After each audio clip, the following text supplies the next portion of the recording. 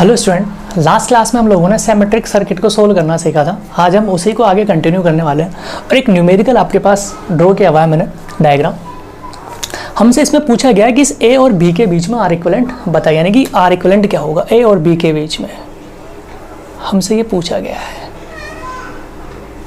तो इस डायग्राम को नॉर्मली देखने पर हमें ये पता नहीं चलता है बच्चों कि ये सीरीज में है या पैरेलल में है, ठीक है। तो ध्यान रखना, जब भी कोई सर्किट आ जाए ना तो हमारे दिमाग में किस तरीके से स्टेप चलती है। सबसे पहला स्टेप ये देखो कि सीरीज और पैरेलल में है या नहीं है। अगर हमें पता चल जाता है तो आसानी से सोल्व हो जाएगा। उसके बाद देखिए वहाँ पे व्हीटस्टोन ब्रिज अप्लाई करके कि वहाँ पे व्हीटस्टोन ब्रिज है या नहीं है, ठीक है। अगर हो जाता है तो कोई दिक्कत नहीं है। उसके बाद देखिए सर्किट सिमेट्रिक है या नहीं है। अगर सिमेट्रिक है तो सिमेट्री वाले से सोल्व कीजिए। अगर सिमेट्री भी अप्लाई नहीं होती है तो फिर हम लोगों को वहाँ पर जो अप्लाई करना है वो है नोडल एनालिसिस, जो मैंने आप लोगों को ऑलरेडी बताया था, ठीक है। क्लियर है इतना? ओके, ठीक है। तो इस तरीके से हमें स्टेप बाय स्टेप चेक करना है। तो अगर आप इस डायग्राम में देखोगे तो इस ए और बी के बीच में सिमेट्री है।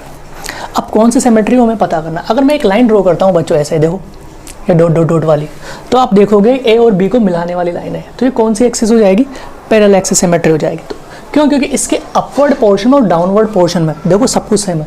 ये 6 ओम 6 ओम 6 ओम 12 ओम 6 ओम 6 ओम 6 ओम 12 ओम, फिर 4 3 3 3 6 4 3 3 3 6, सब कुछ सेम है। यानी कि सिमेट्री कौन सी? Parallel axis symmetry.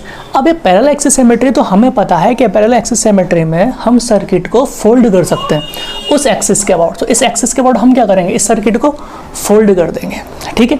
तो यहाँ पे क्या आंसर आने वाला है उस चीज़ को समझते हैं। तो इसका आंसर जब हम लिखेंगे तो क्या लिखेंगे? By parallel axis of symmetry. Parallel axis of symmetry से सोल्व करेंगे हम इसे, ठीक है। तो पैरेलल एक्सिस ऑफ सिमेट्री का मतलब क्या है? ये सर्किट ऐसा का ऐसा फोल्ड हो जाएगा। फोल्ड हो जाएगा तो इस सर्किट को मैं यहाँ पे रिप्रेजेंट करता हूँ दोबारा कुछ इस तरीके से, ठीक है। कोई दिक्कत नहीं है। तो अब देखो ये पॉइंट क्या है हमारे पास? जी है।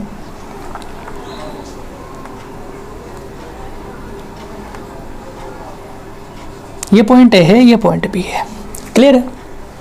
तो ध्यान से समझना, इस सर्किट को बनाते हैं हम लोग एक ये, ठीक है। सॉरी, एक ये लाइन है। क्लियर है? तो ये हाफ पोर्शन तो मैं एज इट इज बना ही रहा हूं, ठीक है।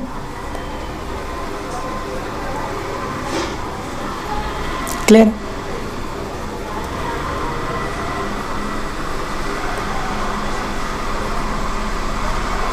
कुछ इस तरीके से अरेंजमेंट होने वाला है ये।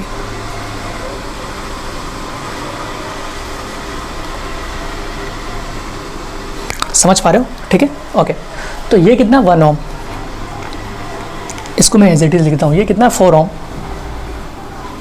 ये है 3 ओम, ये भी है 3 ओम, ये भी है 3 ओम, 3 ओम 3 ओम 3 ओम, और ये 4 ओम, और ये है 6 ओम। ये क्लियर है? ये है 6 ओम 6 ओम 6 ओम और 12 ओम। ये है 6 ओम 6 ओम 6 ओम और ये है 12 ओम। ये हाफ तो एज इट इज हो गया। अब इस हाफ को जब हम इसके ऊपर करेंगे तो सारे के सारे इसके ऊपर ओवरलैप हो जाएंगे। ओवरलैप हो जाएगा तो ये वाला रेजिस्टेंस इसके ऊपर ओवरलैप होगा, ये वाला रेजिस्टेंस इस पे ओवरलैप होगा, ये वाला रेजिस्टेंस इस पे ओवरलैप होगा, ये वाला रेजिस्टेंस इस पे ओवरलैप होगा, और ये वाला रेजिस्टेंस इस पे ओवरलैप होगा, ठीक है। और ये वाले रेजिस्टेंस इनके ऊपर ओवरलैप हो गए। तो जो हमें नया सर्किट मिलेगा बच्चों, में यहाँ पे कट करके बता रहा हूँ, इस पे एक नया रेजिस्टेंस आएगा 4 ओम का। यहाँ पे 4 ओम ऑलरेडी है। इसके ऊपर एक और रेजिस्टेंस आएगा, इसके ऊपर एक और रेजिस्टेंस आएगा, इसके ऊपर भी एक और रेजिस्टेंस आएगा, ऐसे, और इस पर भी एक और रेजिस्टेंस आएगा, ऐसे।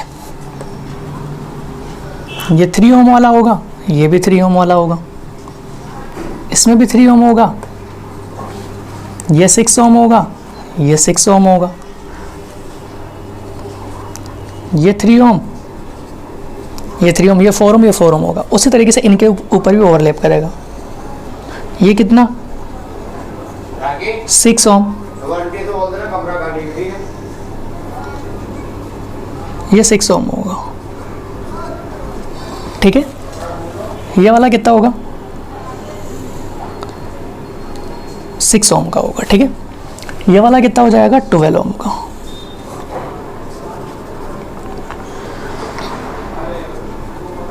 ये 6 ओम, ये 6 ओम, 6 ओम, 6 ओम, ठीक है। ये 12 ओम का। क्लियर है, ये सर्किट आपको पता चलता है यहाँ पे। अब ध्यान से समझना क्या अरेंजमेंट होगा। अब ये सारे के सारे आपको पता चल जाएगा और आपको पता होगा कि कौन सा सीरीज में और कौन सा पैरेलल में, ठीक है। तो ये 4 ओम है, 4 ओम पैरेलल में, ये 3 ओम, 3 ओम पैरेलल में, ये 3 ओम, 3 ओम पैरेलल में, ये 3 ओम, 3 ओम पैरेलल में, ये 6 ओम, 6 ओम पैरेलल में, ये 12 ओम, 12 ओम पैरेलल में, 6 ओम और ये 6 ओम भी पैरेलल में, ये भी पैरेलल में, ठीक है। अब ध्यान से समझना सर्किट कैसे अरेंजमेंट होगा, ठीक है। तो जो इसका नेक्स्ट सर्किट बनेगा बच्चों, इस वाले का नेक्स्ट सर्किट यहाँ पे बना देता हूँ मैं। देखो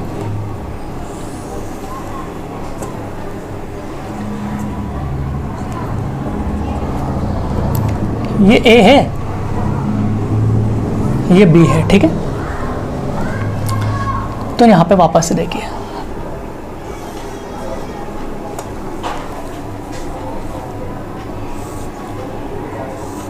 ऐसे, ठीक है। तो यहाँ पे अब बात करता हूँ मैं,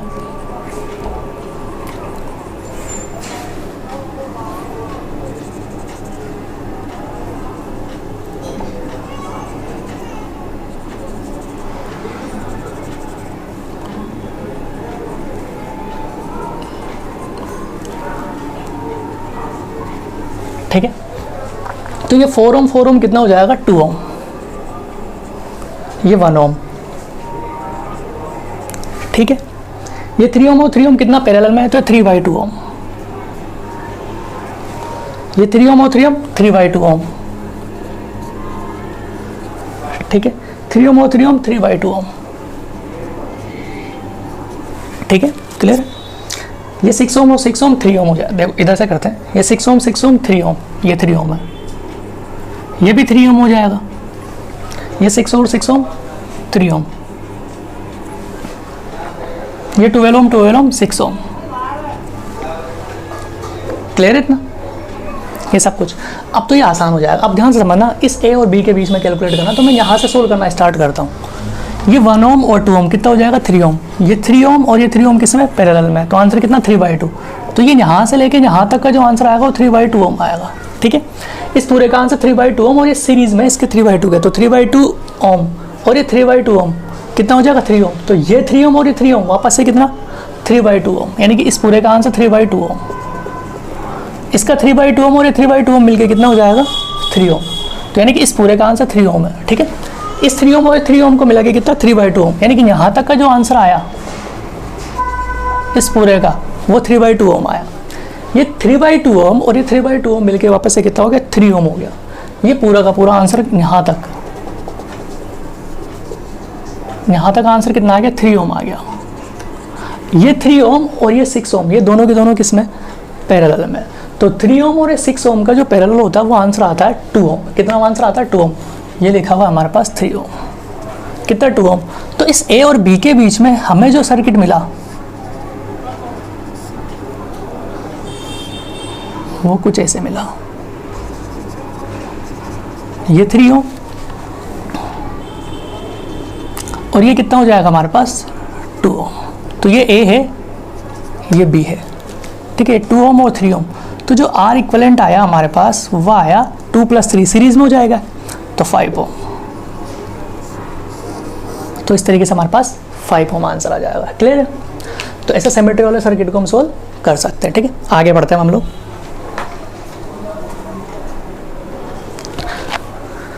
तो देखिए बच्चों, और हमारे पास जो न्यूमेरिकल्स आते हैं इस टाइप के उन पे भी डिस्कशन कर लेते हैं। कई बार हमसे इस टाइप के क्वेश्चंस भी पूछे जाते हैं, आपने देखे भी होंगे कई सारी बुक्स वगैरह में। ऐसे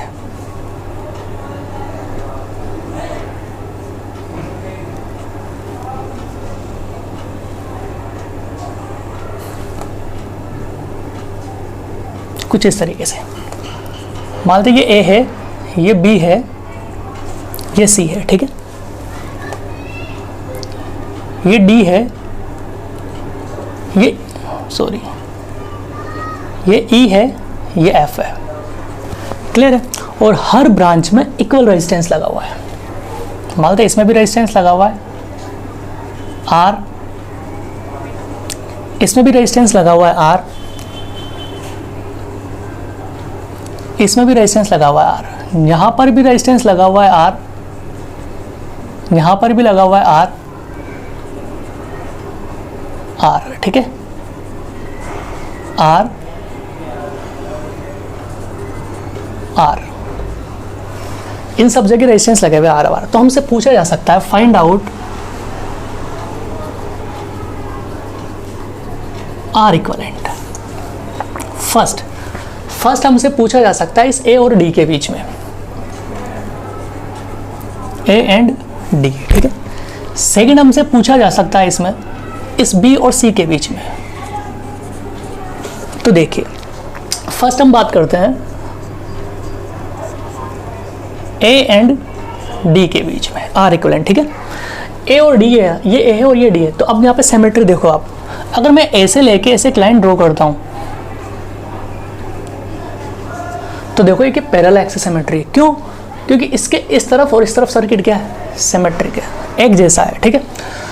तो ये पैरेलल एक्सिस सिमेट्री। अब पैरेलल एक्सिस सिमेट्री होती है तो हम जानते हैं कि हम सर्किट को फोल्ड कर सकते हैं, इस सर्किट को इधर से इधर फोल्ड कर सकते हैं। लेकिन अगर यहाँ पे आप देखोगे तो इस पॉइंट का जो पोटेंशियल है वही इस पॉइंट का पोटेंशियल होने वाला है। उसी तरीके से इस पॉइंट का जो पोटेंशियल होगा उसी तरीके से इस पॉइंट का पोटेंशियल होगा।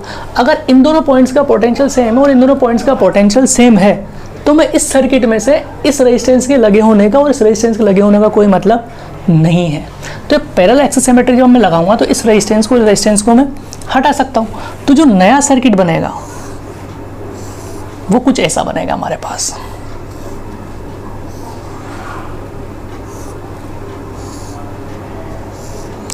ठीक है, तो ये वाला रेजिस्टेंस भी हमारे पास से हट जाएगा। ये A है, ये D है,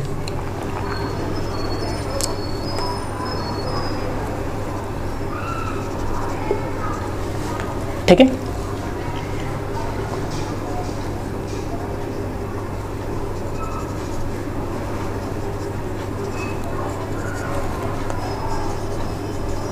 आई होप आप मेरी बात को समझ पाए होगे, क्योंकि ये पैरेलल एक्सिस सिमेट्री तो इस पॉइंट का और इस पॉइंट का पोटेंशियल सेम होगा, इस पॉइंट का इस पॉइंट का पोटेंशियल सेम होगा। तो ये रेजिस्टेंस और ये रेजिस्टेंस मैं यहाँ से रिमूव कर सकता हूँ। तो अब तो आप आसानी से समझ सकते हो A और D के बीच में R R R 3R, R R R 3R।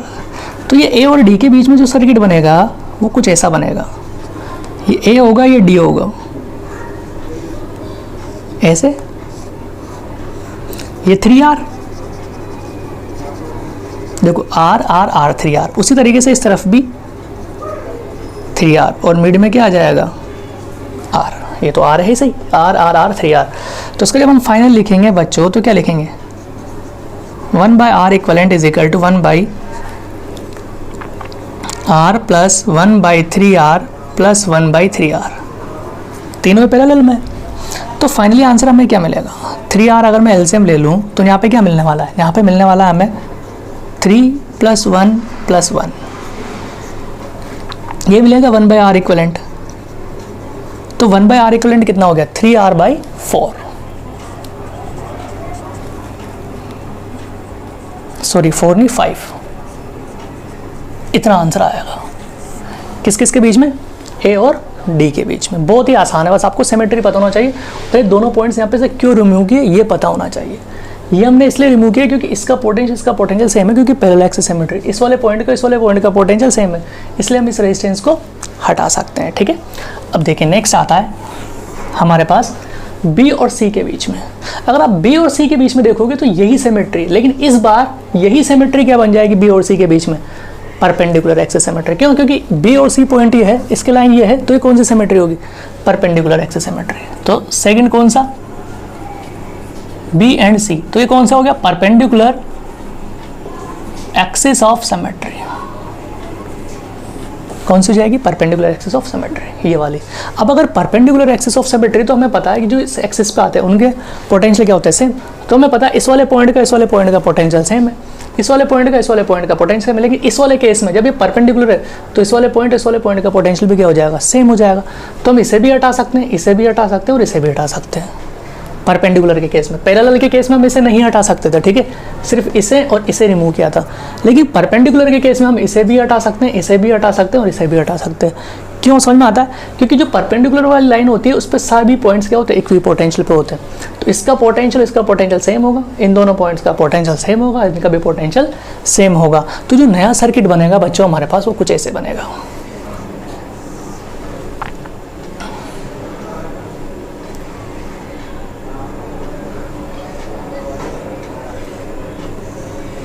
Clear इतना? ये पॉइंट है बी, ये पॉइंट है सी, ये पॉइंट है ई, ये पॉइंट है एफ, ये पॉइंट है डी, आर आर। अब तो आसान है बी और सी के बीच में कैलकुलेट करना। तो देखो आर और R 2r, R R R और आर, ये कितना हो गया 4r। तो सर्किट ऐसे बन जाएगा हमारे पास। अब बी और सी के बीच में ये बी और सी, ऊपर कितना आर और आर सीरीज में 2r और नीचे कितना 4r। क्लियर है? तो आर इक्विवेलेंट तो आसानी से मिल जाएगा। R equivalent 2r into 4r divided by 6r हो जाएगा। तो 2r से ये कट हो जाएगा 3 टाइम। तो इसका आंसर कितना आ जाएगा 4r बाई 3। क्लियर है बच्चों? तो यहाँ तक नोट कर लीजिए। इसके बाद हमारे पास जो नेक्स्ट आता है वो आता है क्यूब वाली प्रॉब्लम। तो क्यूब वाली प्रॉब्लम को सोल्व करेंगे हम लोग।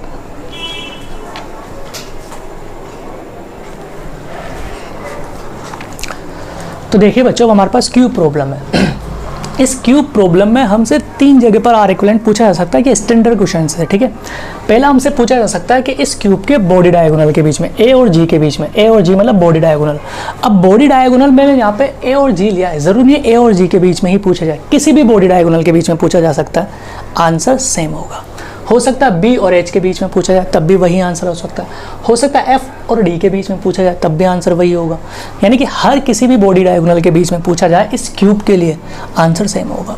उसी तरीके से नेक्स्ट हमसे पूछा जा सकता है फेस डायगोनल। फेस डायगोनल मैंने यहाँ पे माना है ए और एफ के बीच में। तो ए और एफ के बीच में पूछा जाए तो भी आंसर वही होगा। एफ और सी के बीच में पूछा जाए तो भी आंसर वही होगा। बी और जी के बीच में पूछा जाए तो भी आंसर वही होगा। यानी कि किसी भी फेस डायगोनल के बीच में पूछा जाए इस क्यूब के लिए आंसर सेम होगा। उसी तरीके से एक आता है एज। एज मतलब किसी भी लाइन के 2 एंड्स के बीच में आर इक्विवेलेंट कैलकुलेट करना। नहीं कि किसी भी लाइन के 2 एंड्स के बीच में आर इक्विवेलेंट कैलकुलेट करना। इन सब की वैल्यूज आर है बच्चों, इसकी भी आर है और इसकी भी आर है, ठीक है। तो ये स्टैंडर्ड सवाल है, ध्यान रखना, ठीक है। और इसके रिजल्ट याद रख लो तो काफ़ी अच्छा है, क्योंकि सोल्व करने में थोड़ा टाइम लगता है और रिजल्ट याद रहेगा तो जल्दी हो जाएगा, ठीक है। तो हम सबसे फर्स्ट स्टार्ट करते हैं बॉडी डायगोनल से, ठीक है। First are equivalent between A and G. अब देखना बच्चों ए और जी के बीच में अगर मुझे आर इक्विवेलेंट कैलकुलेट करना है तो मैंने बताया था इधर से करंट जा रहा होगा ए और यहां पे से करंट बाहर निकल रहा होगा आई। क्लियर है? अब अगर आप यहाँ पे ध्यान से समझोगे ना बच्चों, तो मैंने आपको सिखाया था कि इस वाले में भी I/3 करंट जाएगा, इसमें भी I/3 करंट जाएगा और इसमें भी I/3 करंट जाएगा। उसी तरीके से इस एंड पर यहाँ पर भी I/3 करंट आएगा, इसमें भी I/3 आएगा और इसमें भी I/3 करंट आएगा। हर एक में करंट आएगा सेम।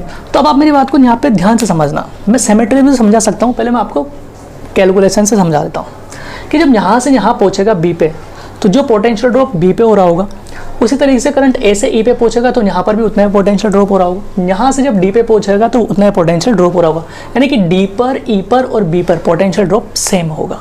यानी कि मैं बोल सकता हूँ पॉइंट बी, पॉइंट ई और पॉइंट डी इक्वी पोटेंशियल पर है। उसी तरीके से इसमें करंट यहाँ से यहाँ आ रहा है, यहाँ से यहाँ आ रहा है, सेम करंट आ रहा है। तो इन दोनों के बीच में यानी कि जब यहाँ पे पहुँचेगा तो यहाँ पर से जो यहाँ पे जा रहा है, यानी कि इस पॉइंट का पोटेंशियल ड्रॉप, इस पॉइंट का पोटेंशियल ड्रॉप और इस पॉइंट का पोटेंशियल ड्रॉप भी क्या होगा, सेम होगा। यानी कि एच, सी और एफ ये तीनों भी किस पर हो गए, इक्वी पोटेंशियल पर हो गए। क्या बात समझ में आती है? आप ऐसे भी समझ सकते हो, देखो ये और ये, ठीक है। उसी तरीके से ये और ये आप ध्यान से समझोगे तो जब ये पॉइंट है तो मैं ऐसा, ये क्यूब है पूरा का पूरा, तो अगर आप ध्यान समझोगे तो मैं एक लाइन ऐसी कैसी खींच सकता हूँ, क्या खींच सकता हूँ ऐसी कैसी, तो ये कैसी है हमारे पास पैरेलल एक्सिस सिमेट्री है। अगर पैरेलल एक्सिस सिमेट्री तो उसके आजू बाजू वाले पॉइंट्स का पोटेंशियल क्या होता है, सेम होता है। इसीलिए जब मैं यहाँ से लाइन खींचूंगा तो इस वाले पॉइंट का पोटेंशियल इसके बराबर है, ठीक है।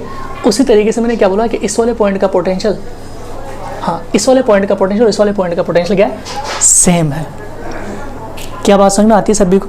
तो अगर ये पॉइंट का पोटेंशियल सेम है, यानी कि बी, ई और डी, ठीक है, एफ, सी और एच, इनका पोटेंशियल सेम है, तो जब मैं यहाँ पे एक लाइन ड्रॉ करूँगा, ध्यान से समझना, ये ए है और ये मान लेते हैं यहाँ पे जी है, तो मैं यहाँ पे मान के चल रहा हूँ कि बी, ई और डी का इनका पोटेंशियल सेम है। उसी तरीके से सी, एफ और एच का इनका पोटेंशियल सेम है, सी, एफ और एच इनका पोटेंशियल सेम है। अगर इनका पोटेंशियल सेम है तो ए से इस वाले पे एक रेजिस्टेंस बी पे जुड़ा हुआ है, एक ई पे जुड़ा हुआ है और एक डी पे जुड़ा हुआ है, तो ए से तीनों पे एक एक रेजिस्टेंस जुड़ा हुआ है, तो ए से डी पे एक रेजिस्टेंस जोड़ दिया, ए से बी पे एक रेजिस्टेंस जोड़ देते हैं, ठीक है। ये तीन रेजिस्टेंस जुड़ गए, कौन से, 1, 2, 3, ठीक है। उसी तरीके से एच, सी और एफ से भी तीन रेजिस्टेंस यहाँ पे जुड़े हुए हैं, ये कॉमन पॉइंट है, तो एक रेजिस्टेंस ही हो गया, मान लेते हैं सी और जी के बीच में, एक एच और जी के बीच में।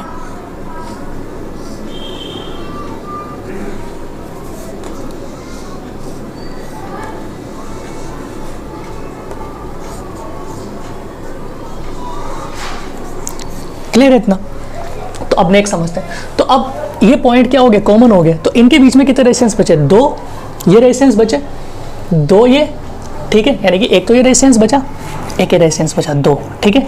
फिर ये 2 4 और ये 2 6, यानी कि इन दोनों पॉइंट्स के बीच में, इसके और इसके बीच में कितने रेजिस्टेंस बचे, 6 रेजिस्टेंस बचे। तो एक रेजिस्टेंस मैंने ये बना दिया, एक रेजिस्टेंस मैंने ये बना दिया,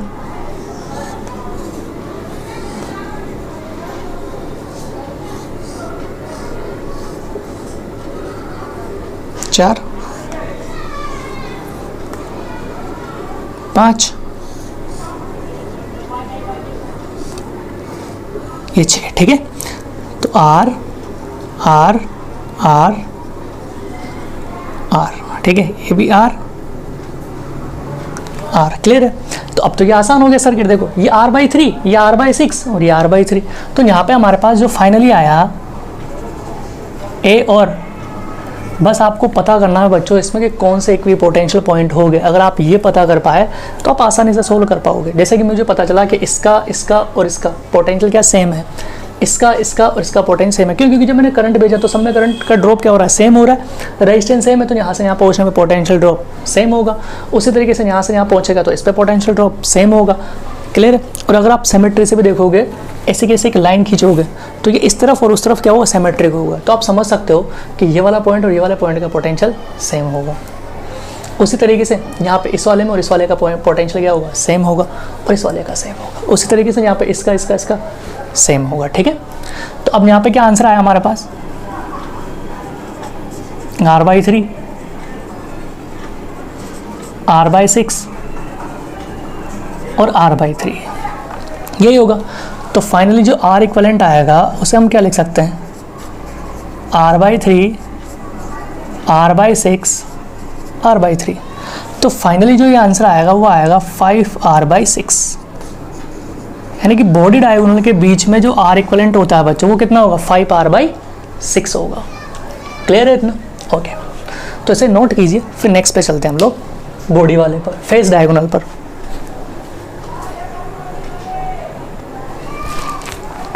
तो नेक्स्ट देखिए बच्चों, अब हमें निकालना है A और F के बीच में, ये F। तो यहाँ से करंट I एंटर करेगा, यहाँ से करंट I बाहर निकलेगा। तो इसे हटा देता हूँ, A और F के बीच में, सेकंड, यानी कि फेस डायगोनल के बीच में। अब आप फेस डायगोनल देखो, ध्यान से समझना, ये ऐसे करंट जा रहा है, ऐसे करंट जा रहा है, ये तो बहुत ही आसान है। अगर आप ध्यान से समझोगे तो इसको अगर मैं ऐसे एक लाइन कट करूँ, ऐसे, ये A और B वाली लाइन है, ऐसे करंट जा रहा है, इसको ऐसे ब्रेक करूँ, कट करो तो इसमें कौन सी सिमेट्री हो जाएगी, परपेंडिकुलर एक्सिस वाली सिमेट्री हो जाएगी। होगी नहीं होगी, ऑब्वियसली बात है भाई, ऐसे जा रहा है करंट, तो अगर मैं इस लाइन को ऐसे ड्रॉ करूँ, कट करूँ, तो ये कौन सी सिमेट्री हो जाएगी हमारे पास, परपेंडिकुलर एक्सिस सिमेट्री हो जाएगी। आप खुद भी समझ सकते हो, ऐसे है ना, तो अगर मैं ऐसे कट करूँ तो इधर वाला पोर्शन उधर वाला पोर्शन क्या होने वाला है, सेम। तो ये कौन सा हो जाएगा हमारे पास, परपेंडिकुलर एक्सिस ऑफ सिमेट्री। अगर ये परपेंडिकुलर एक्सिस ऑफ सिमेट्री, तो आप ध्यान से समझना बच्चों, ऐसे कट करूँगा मैं, ऐसे कट करने का मतलब क्या हो जाएगा हमारे पास, ऐसे कट करने का मतलब है कि आप ध्यान समझना, ऐसे। तो कौन कौन से पॉइंट का पोटेंशियल सेम हो जाएगा, जो उस लाइन पर लाई करते हैं, ठीक है। तो इस वाले पॉइंट और इस वाले पॉइंट का पोटेंशियल सेम हो जाएगा, इस वाले पॉइंट और इस वाले पॉइंट का पोटेंशियल क्या हो जाएगा, सेम। उसी तरीके से इसका और इसका पोटेंशियल क्या हो जाएगा, सेम, क्योंकि मैं ऐसे कट करने वाला हूँ ना, तो इस वाले पॉइंट का पोटेंशियल सेम, इस वाले पॉइंट और इस वाले पॉइंट का पोटेंशियल सेम हो जाएगा। तो कैसे बनेगा ये सर्किट, ध्यान से समझना। ये यहाँ पे ए बना रहा हूँ मैं, ठीक है, और इस तरफ एफ, बीच में कौन सा पोटेंशियल कॉमन हुआ, ये कॉमन हुआ इनके ई और बी, ठीक है। तो ऐसे ई पर और ऐसे बी पे दो रेजिस्टेंस है, बना देते हैं। उसी तरीके से ई और बी पे एक कॉमन रेजिस्टेंस है, ऐसे ये ऐसे रेजिस्टेंस है,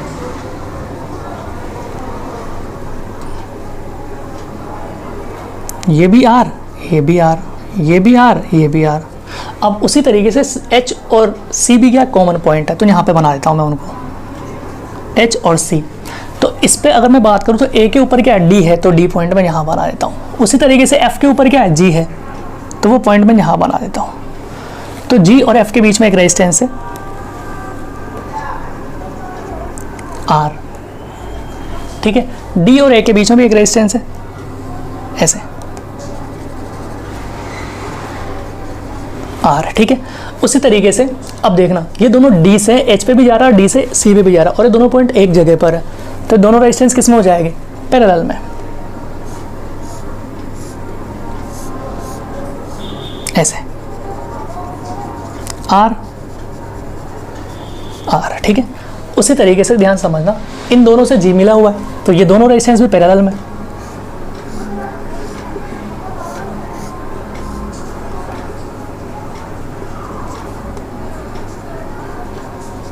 क्लियर है। अब देखना, एच और सी, ई और बी मिले हुए, तो इनके बीच में दो रेजिस्टेंस आ रहे हैं, ई एक तो ये वाला और एक ये वाला, तो ये दोनों इस पे से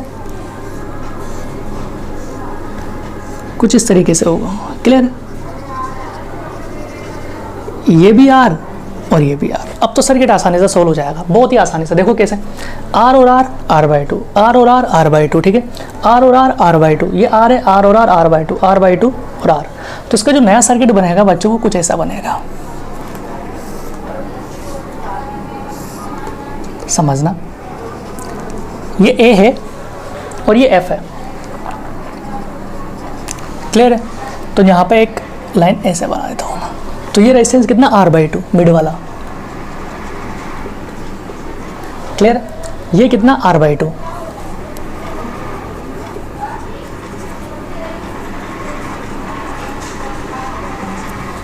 ये आर, ये भी कितना, आर,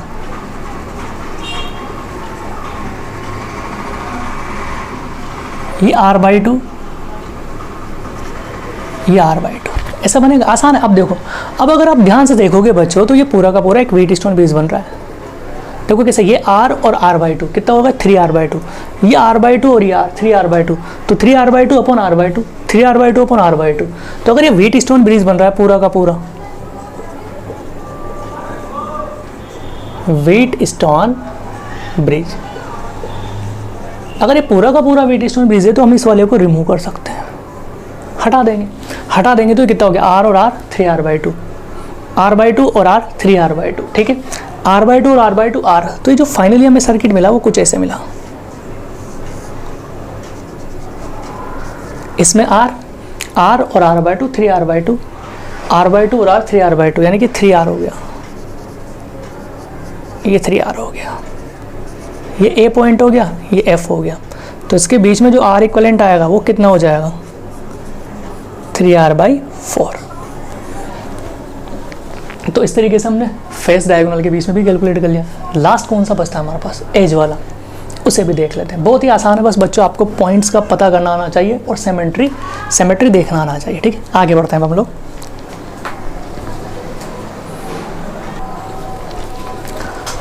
तो नेक्स्ट आता है हमारे पास अब थर्ड, ए एंड बी के बीच में।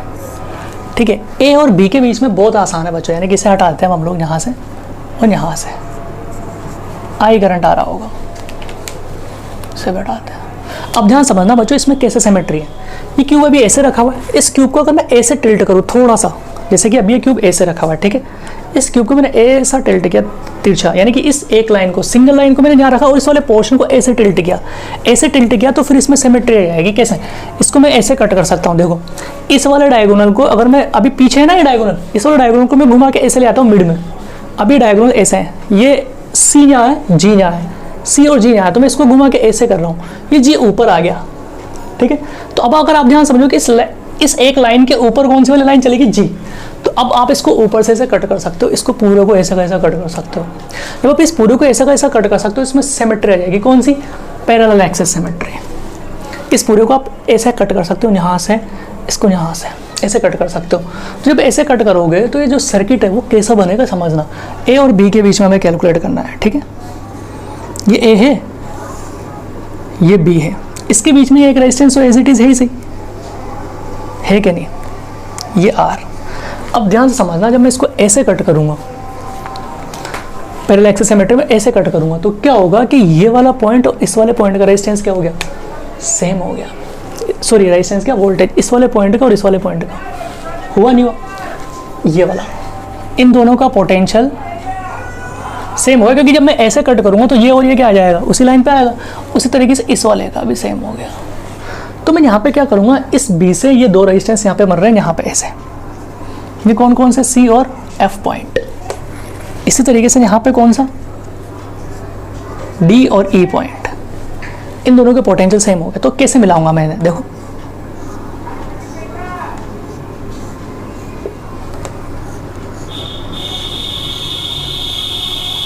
कुछ इस तरीके से मिल गया। उसी तरीके से ये एच ऊपर है यहाँ पे, इसमें कौन सा पॉइंट है, जी है यहाँ पे, तो जी से भी ये दो रेजिस्टेंस मिल रहा है।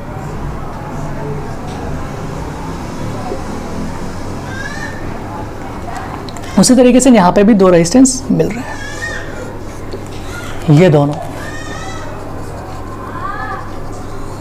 ये आर, ये आर। ठीक है, और इस H और G के बीच में एक रेजिस्टेंस है R। तो ये जो रेजिस्टेंस है H और G, अगर आप इसमें ध्यान समझो, H और G के बीच में रेजिस्टेंस हमने लगा दिया। अभी जो दोनों कॉमन पॉइंट्स थे, D और E, C और F, तो D और E, C और F, इनके बीच में अगर जब इन दोनों को मर्ज करूंगा तो दो रेजिस्टेंस मिलते हैं, एक R और एक R, ये दोनों इन दोनों से ज्वाइंट होते हैं। तो मैंने यहाँ पे बना दिया। अभी सर्किट आपके लिए बहुत ही सिंपल हो चुका है। अगर आप ध्यान समझोगे तो R और R, R/2, R और R, R/2, और ये R, तो ये R/2, R/2 और R, ये कितना हो जाएगा, 2R। तो मैंने इसको यहाँ पे बना दिया 2R। R और R, R/2 यहाँ पे बना दिया, फिर R और R, R/2, R और R, R/2, और ये नीचे R। तो अब आप ध्यान समझोगे तो 2R और R/2 इसमें पैरेलल में, तो 2R और R/2 जो आप सोल्व करोगे तो 2R/5 आएगा। इन दोनों का जो रिजल्टेंट आएगा 2R/5। ये R/2, R/2, ये पूरा जब सोल्व करोगे तो ये 7R/5। यहाँ पे क्या बचा, R। तो ये R, जब इस पूरे को सोल्व करोगे तो फाइनली जो हमारे पास आंसर आता है बच्चों, वो आता है 7R/12। तो इस तरीके से हमारे पास जो एज वाला है उसके लिए जो आंसर आया वो कितना है, 7R/12। तो तीनों के जो आंसर आते हैं, एक का हमने कैलकुलेट किया बॉडी डायगोनल के लिए, उसके लिए आया 5R/6। फिर हमने कैलकुलेट किया फेस डायगोनल के लिए, उसके लिए आया 3R/4। फिर हमने कैलकुलेट किया एज डायगोनल के लिए, उसके लिए आया 7R/12। तो इस तरीके से हम सभी को कैलकुलेट कर सकते हैं। तो इसका शॉर्टकट भी है,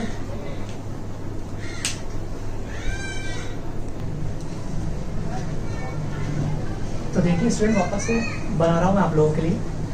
ये जो रेजिस्टेंस मैंने बनाया था H और G, वो किस किस के बीच में था, H और G के बीच में एक R था। अब मैंने D और E को कंबाइंड किया, D और E को, सी और एफ को कंबाइन किया तो इन दोनों के बीच में 2 रेजिस्टेंस आता है, ठीक है, ये वाला और ये वाला यहाँ पे बना दिया। फिर सर्किट ऐसा हो गया, हम इसे सोल्व कर सकते हैं। तो देखो ये आर और आर बाई टू, आर और आर बाई टू, तो आर बाई टू और आर ये पैरेलल सॉरी सीरीज में, तो इसको मैंने यहाँ पे बना दिया 2R, आर और आर बाई टू, आर और आर बाई टू, आर और आर बाई टू, और ये आर को एज इट इज लिखा। अभी 2R और R बाई टू किसमें पैरेलल में, तो ये कितना आंसर है 2R बाई 5, ये 2R by 5, R by two और R बाई टू ये किसमें सीरीज में, तो ये कितना हो जाएगा 7R बाई 5। यहाँ पे कितना R है, इन दोनों को जब हम सोल्व करेंगे पैरेलल में तो फाइनल आंसर हमारे पास आएगा 7R बाई 12। कैसे, ये फॉर्मूला होता है R1 R2 upon R1 plus R2। तो इस तरीके से हमने बॉडी डायग्राम के लिए कैलकुलेट किया तो 5R बाई 6 आया, फेस डायग्राम के लिए कैलकुलेट किया तो 3R बाई 4 आया, फिर हमने एज के लिए कैलकुलेट किया तो 7R बाई 12। इसको ऐसे भी लिख सकते हैं बच्चों, ध्यान से समझना, ई एफ बी से कैसे समझ सकते हैं, देखो यहाँ पे तीनों के लिए लाइन लिख देना। ई का मतलब है electrical formula for box, cube को हम लोग बॉक्स भी बोलते हैं, तो इलेक्ट्रिकल फॉर्मूला फॉर बॉक्स। तो देखो काउंटिंग हम कैसे लिखते हैं 1 2 3 4 5 6 और 7, और हर एक को किससे मल्टीप्लाई कर दो 8 से। ई का मतलब एच के लिए, एफ का मतलब फेस डायगोनल के लिए, बी का मतलब बॉडी डायगोनल के लिए। इस तरीके से आप लोग याद भी रख सकते हो बच्चों, अगर याद रह जाए तो बहुत अच्छी बात है, आप डायरेक्ट आंसर पिक कर सकते हो 4 में से 1। ठीक है, तो आज के लिए इतना काफी।